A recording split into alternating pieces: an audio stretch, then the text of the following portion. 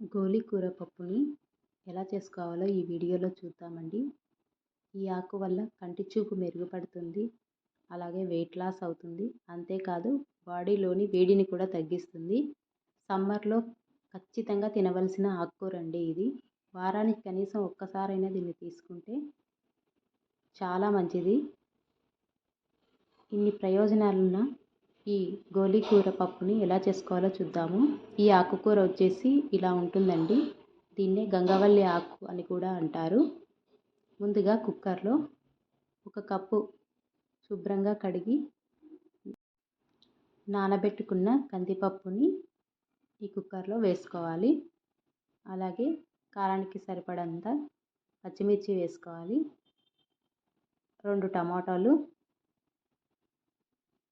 అలాగే ఒక 4-5 వెల్లుల్లి రెబ్బల్ని వేసుకోవాలి. ఇప్పుడు 1 కప్పు గోలి కూరని యాడ్ చేసుకుంటున్నాను. ఇది 2 కట్టలు ఉందండి. వలిస్తే నాకు 1 కప్పుకి అయ్యింది. అలాగే 1 కప్పు కందిపప్పు తీసుకున్నాము. 1 ఉల్లిపాయ, కొంచెం చింతపండు ఎక్కువ అవసరం లేదండి. ఈ కూర కొంచెం పుల్లగానే ఉంటుంది. కొద్దిగా పసుపు, అలాగే ఒక 1/2 స్పూన్ వరకు జీలకర్ర వేసుకోవాలి. 1 కప్పు నీళ్లు పోసుకోవాలి. ఇలా 1 కప్పు కందిపప్పు, 1 కప్పు ఆకుకూర, 1 కప్పు వాటర్ వేసుకుంటే పప్పు కన్సిస్టెన్సీ బాగుంటుందండి. 1 టేబుల్ స్పూన్ ఆయిల్ వేసుకొని కుక్కర్ మూత పెట్టి 4 విజిల్లు వేసుకుంటే పప్పు సరిగ్గా ఉడుకుతుంది. చాలా మెత్తగా ఉడకాలి అనుకునే వాళ్ళు 5 విజిల్స్ వేసుకోండి. 4 విజిల్స్ వేస్తే పర్ఫెక్ట్గా ఉంటుంది. చూడండి, బాగా ఉడికిపోయింది పప్పు.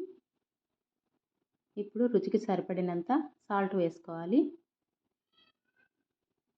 ఇప్పుడు పప్పు గిత్తితో పప్పు అంతా ఎనుపుకోవాలి.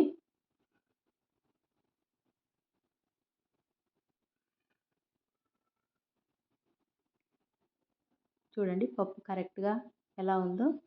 మరీ పలుచగా కాకుండా, మరీ గట్టిగా కాకుండా సరిగ్గా సరిపోయింది. ఇప్పుడు తిరువాత కోసం ఒక గిన్నె పెట్టుకుని కొద్దిగా ఆయిల్ వేసుకోవాలి. ఈ ఆయిల్ వేడెక్కిన తర్వాత కొంచెం జీలకర్ర, కొంచెం ఆవాలు వేసుకోవాలి. ఇవి చిటపటలాడిన తర్వాత ఒక 4-5 వెల్లుల్లిపాయలు, ఒక ఎండుమిర్చి చీల్చి వేసుకోవాలి. అలాగే కొన్ని ఉల్లిపాయలను కూడా వేసుకోవాలి. ఈ ఉల్లిపాయలన్నీ బ్రౌన్ కలర్ వచ్చేంత వరకు వేయించుకోవాలి.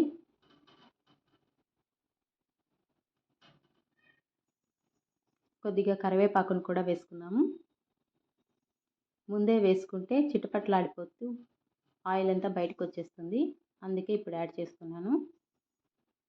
ఇలా ఉల్లిపాయలన్నీ బ్రౌన్ కలర్కి వచ్చేసిన తర్వాత మనం ఎనిపి ఉంచుకున్న పప్పును ఇందులో వేసుకోవాలి.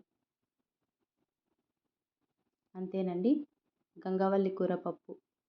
మా సైడ్ అయితే గోలి కూర అంటామండి. గోలి కూర పప్పు రెడీ అయ్యింది.